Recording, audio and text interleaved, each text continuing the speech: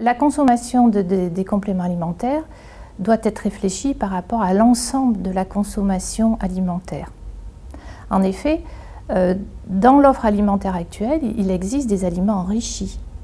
Les aliments enrichis qui ont pour finalité, par exemple, d'apporter un peu plus d'oméga 3. Il y a des laits enrichis en oméga 3 ou des laits enrichis en vitamine D. Et pour une personne donnée, il faut tenir compte de l'ensemble de son régime alimentaire, c'est-à-dire ce qu'elle mange en aliments standards, mais également en aliments enrichis, de façon à prendre garde qu'une éventuelle consommation de compléments alimentaires ne va pas majorer de façon trop importante les apports en tel ou tel composant, ingrédient. Et donc il faut être prudent. Il y a par exemple des vitamines, des minéraux qui sont largement représentés dans les compléments alimentaires et d'ailleurs qui représentent une grande part de ce marché des compléments alimentaires consommés par la population française.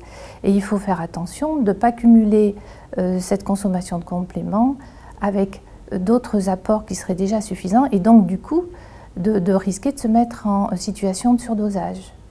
C'est pour ça que pour éviter ces problèmes de toxicités éventuelles, pour s'affranchir ou du moins se prémunir par rapport à ces problèmes de toxicité, l'ANSES a mis en place un système de nutrivigilance qui permet de déclarer tout effet indésirable observé lors de la consommation de ces aliments enrichis et des compléments alimentaires notamment.